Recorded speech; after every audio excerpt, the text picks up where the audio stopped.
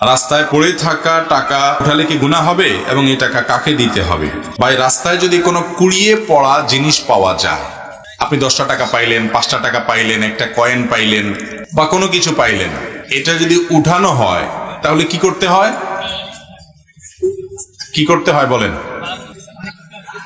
আমাদের দেশে অনেকে বলেন যে রাস্তা থেকে কোনো কিছু কুড়ানো, হারানো কোনো জিনিস যদি আপনি উঠান, কারোর হারানো, কারোর পড়ে গেছে, আপনি উঠাইছেন, তাহলে যেটা উঠাইছেন ওটা ডবল দিতে হবে। এরকম একটা মাসালা আপনারা শুনছেন না শুনেন নাই? এই মাসালাটা কেউ একজন বানাইছে যাতে করে কেউ ভয়ে আর কারোর টাকা পয়সা না তোলে। নেক উদ্দেশ্যে কিছু জাল হাদিস তৈরি হয়েছে, তার মধ্যে এটা একটা। অথচ কোরআন হাদিসে কোথাও কথা বলা হয় না। তা আপনি এক কাঠি আগ বাড়িয়ে কেন এরকম নিজের মন গড়া মাসআলা বলবেন? এটা জায়েজ নাই, গুনাহের কথা। এ ধরনের কথা বলা যাবে না। যদি রাস্তায় কোনো কিছু পড়ে থাকে দেখেন আপনি, জিনিসটা যদি খুব তুচ্ছ হয়, সামান্য হয়, ধরেন কথার কথা 2 টাকার কয়েন, এটা যার হারাইছে সে আর এটা খুঁজতেও যাবে না, আপনি জানেন, খুব সামান্য জিনিস, তাহলে সেটা আপনি নিজে গরিব হলে গরিব খেলেন, বা কোনো গরিবকে আপনি দান করে দিলেন। আপনি নিজে গরিব হলে আপনি নিজে খেয়ে ফেলতে পারেন, বা কোনো গরিবকে দান করে দিতে পারেন। আর যদি জিনিসটা দামি হয়, ধরেন আপনি 1000 টাকা পাইছেন, 2000 টাকা পাইছেন, মূল্যবান কিছু পাইছেন, যেটার মালিক এটাকে খুঁজে বেড়াবে আপনি জানেন, তাহলে সেক্ষেত্রে এটা নেওয়ার পর আপনার দায়িত্ব হলো চতুর্পাশে ভালো করে ঘোষণা দেওয়া, ভাই এই জায়গা আমি কিছু টাকা পাইছি, কার হয় নিয়ে যাবেন। দীর্ঘদিন আপনাকে ঘোষণা দিয়ে যেতে হবে, যেতে হবে, যেতে হবে। কোনোভাবেই মালিক আর পাওয়া যাচ্ছে না, কোনো হদিস নাই, কোনো আলামত নাই, কোনো কিচ্ছুতেই পাচ্ছেন না, আর আশাও নাই। এতদিন হয়ে গেছে, অনেক দিন হয়ে গেছে, বহুত খোঁজাখুঁজি করছেন, তারপরেও পান নাই। তাহলে এবার কি করবেন? এই টাকা কোনো গরিব, কোনো অভাবী, যাকাতের হকদার মানুষকে দিয়ে দিবেন। ওই ব্যক্তির তরফ থেকে, যে আল্লাহ এই টাকার যে মালিক, তার তরফ থেকে আমি দান করে দিলাম, সবটা তার অ্যাকাউন্টে জমা হবে। আর আপনি যদি এরকম করেন যে আপনি ওইটা নিয়ে একটু খুঁজলেন, খোঁজাটা এমন ভাবে খুঁজলেন যাতে কাউকে না পাওয়া যায়, এই টাইপের খোঁজা খুঁজলেন, হ্যাঁ? ওই যে একজনের বলে মুরগি হারায় গেছে, আর আরেকজনের পাইছে, পাওয়ার পর মুরগিটা নিয়ে সে খুঁজছে, তো খোঁজার সময় সে বিরাট জোর করে আওয়াজ দেয়, একটা মুরগি পাওয়া গেছে। এমন ভাবে পাওয়া গেছে বলে যে এটা আর কেউ শুনে না। সবাই মনে করে কি জানি কি একটা মুরগি বেচা হবে না কি, পরেরটা আর মানুষ শুনে না। তো এইভাবে সারাদিন ডাকি ডাকি আসে, পরে আসি বলে, হুজুর আপনার কথা অনুযায়ী আমি আজকে বহুত চিৎকার দিয়ে দিয়ে ডাকছি, কোনো মালিক টালিক পাই নাই, এখন আমি গরিব মানুষ, আমি খাইতে পারি কিনা। তো এরকম মাসালা ঘুরে যদি খান তাহলে কিন্তু জায়েজ হবে না। আপনি যদি কোনো কিছু তুলেন, কুড়ানো জিনিস, তাহলে আপনার দায়িত্ব হবে সেটা কি করা, ঘোষণা দিয়ে। ফর এক্সাম্পল, আপনি একটা বাজারে পেয়েছেন, তাহলে বাজারে ওই দোকানের আশেপাশের দোকানগুলোতে আপনি কাগজ টাঙ্গায় দিলেন, নোটিশ লিখে দিলেন, দোকানদারদের মাধ্যমে ঘোষণা দিলেন, বিভিন্নভাবে ঘোষণা দিলেন। আবার ওই মসজিদে যায় ঘোষণা দিতে যায় না, ওইটা আবার না জায়েজ। এরপরেও যদি না পাওয়া যায়, তাহলে সেক্ষেত্রে কোনো গরিব মানুষকে দান করে দিবেন। আপনি নিজে খুব অভাবী গরিব মানুষ হলে আপনি নিতে পারেন, খেতে পারেন, যদি মালিক পাওয়ার আশা একদম না থাকে। তাহলে ভালো করে খুঁজতে হবে এবং দিতে হবে। এখন কথা হলো, কুড়ানো জিনিস ধরা ঠিক না বেঠিক, এটা নিয়ে আরেকটা আমাদের মধ্যে ভুল বোঝাবুঝি আছে। অনেকে মনে করে না, কোনো জিনিস পড়ে থাকলে এটা ধরা উচিত না, ধরলে বরং ঝামেলা।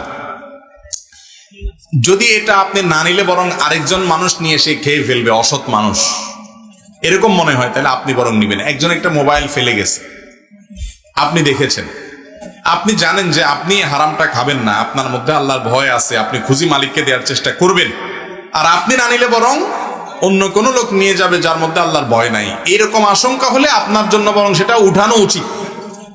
কথা কি বুঝতে পারছি? ওইটা বরং আপনি তুলে নিবেন, কারণ আপনি না নিলে ওইটা আরো নষ্ট হবে, তসরুফ হবে, সেজন্য আপনি তুলে নিবেন। আর যদি এরকম না হয়, তাহলে সেক্ষেত্রে আপনি এটা ধরা না ধরাটা আপনার ইখতিয়ারের ব্যাপার। নবী করিম সাল্লাল্লাহু আলাইহি সাল্লাম বলেছেন, তোমরা ততক্ষণ পর্যন্ত ঈমানদার হতে পারবে না যতক্ষণ পর্যন্ত তোমাদের একে অন্যকে ভালো না বাসবে। আর তোমাদের মধ্যকার ভালোবাসা বৃদ্ধির জন্য হাদিয়া বিনিময় করা, উপহার বিনিময় করা, একে অন্যকে কোনো না কিছু দেওয়া, এটা যদি না করো তাহলে তোমাদের মধ্যে মহব্বত তৈরি হবে না।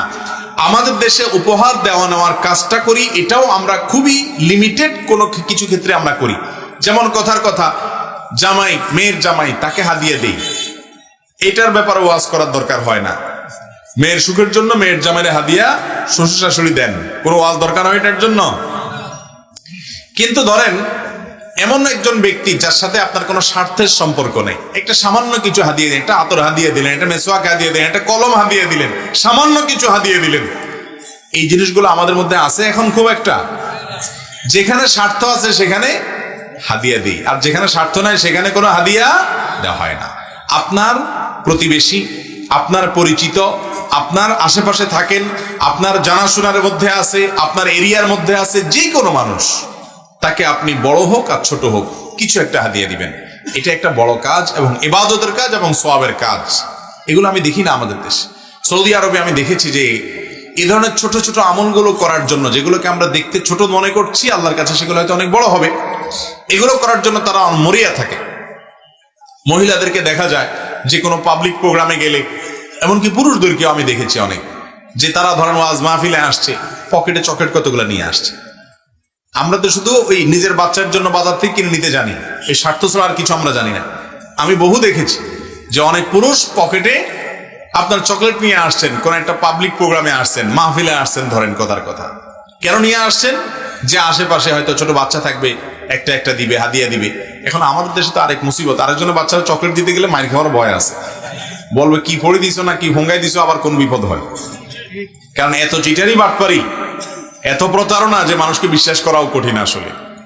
তো যাই হোক, আপনি অচেনা জায়গায় না দেন, আপনার আশেপাশে পাড়া প্রতিবেশী জানাশোনা জায়গায় উপহার বিনিময় করেন। উপহার বিনিময় করা একটা ইবাদত, এই ইবাদতটা আমাদের থেকে হারিয়ে গেছে এবং এটাকে আমরা ইবাদত হিসেবে জানি না। 10 নম্বর এবং সর্বশেষ যেটি বলবো তা হলো, কারোর সাথে কথা বলার সময় আপনি হাসি মুখে কথা বলবেন, এটা একটা ইবাদত।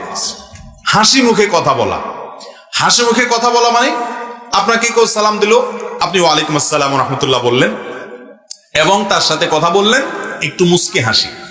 মুস্কি হাসি আপনার মুখে ঝুলবে, অবস্থায় কথা বলবেন।